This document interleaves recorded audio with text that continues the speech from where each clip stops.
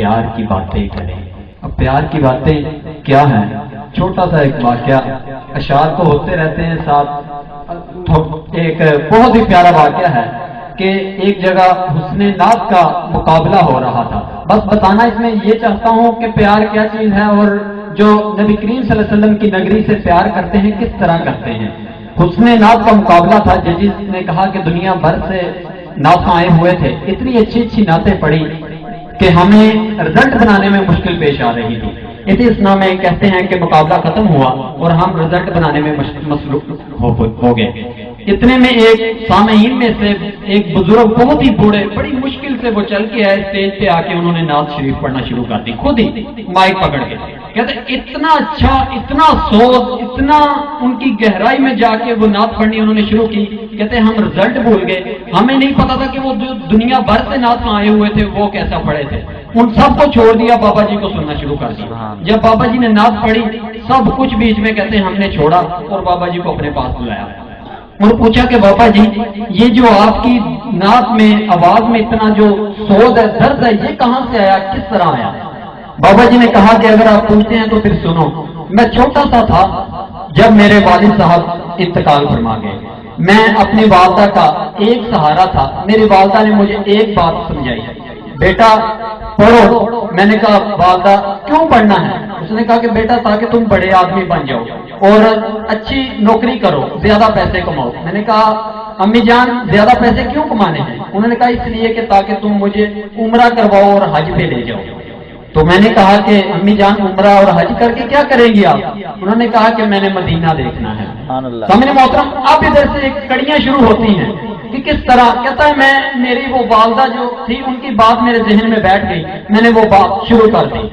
ایک وقت آیا کہ میری والدہ اس مدینے کے ہجر میں رو رو کے، اور اتنا شوق تھا ان کو جانے کا کہ ان کی جو اکھیاں بنائی تھی وہ جاتی رہی اور بہت ضعیف ہو گئی، میں کافی بوڑھا ہو گیا۔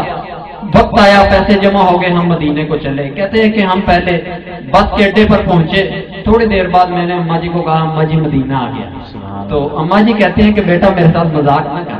کہتے ہیں ہم کراچی پہنچے، میں نے کہا اماں جی مدینہ آ گیا۔ تو بیٹا مذاق نہ کر۔ جدے پہنچے تو کہا کہ اماں جی مدینہ آ گیا۔ کہتے بیٹا میرے ساتھ مذاق نہ کر۔ سامنے محترم، یہ محبت کی انتہا ہے کہ جب مکے میں پہنچے تو کہا اماں جی مدینہ آ گیا۔ کہتی بیٹا میرے ساتھ مذاق نہ کر، کیونکہ کسی نے کہا تھا کہ عبادت کرو مکہ ہے جبکہ محبت کرو مدینہ ہے۔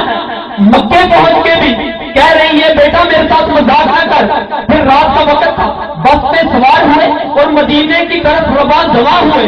راستے میں جب مدینے کی حدود شروع ہوتی ہے تو پھر کہتے ہیں کہ سارے مسافر سوئے ہوئے ہیں، میں بھی سو رہا ہوں، میری والدہ جاگ رہی ہے۔ جب مدینے کی وادیاں شروع ہو گئی ہیں، میری والدہ میرے جسم پہ ہاتھ مارتی ہے اور اٹھاتی ہے اور اس کی آنکھوں کی بنائی آ جاتی ہے اور کہتی ہے بیٹا اٹھ مدینہ آ گیا ہے، بیٹا اٹھ مدینہ آ گیا ہے۔ پھر کیوں نہ کہوں کہ خدا وہ ہے جو قطرے سے دریائے عام کرے، خدا وہ ہے جو قطرے سے دریائے عام کرے، مصطفیٰ وہ ہے جو ساری خدائی کا اہتمام کرے، مصطفیٰ وہ ہے جو ساری خدائی کا اہتمام کرے، کعبہ وہ ہے جسے سجدہ ہر خاصوں عام کرے، کعبہ وہ ہے جسے سجدہ ہر خاصوں عام کرے، کعبہ وہ ہے جسے سجدہ ہر خاصوں عام کرے۔ اور عبد الرحمان صاحب کی نعت کا یہ خلاصہ ہے کہ کعبہ وہ ہے جسے سجدہ ہر خاصوں عام کرے اور مدینہ وہ ہے جسے کعبہ بھی جھک کر سلام کرے، مدینہ وہ ہے جسے کعبہ بھی جھک کر سلام کرے۔ بابا جی کہتے ہیں کہ پھر میری والدہ نے کہا کہ بیٹا اٹھ اور آپ نعت پڑھ۔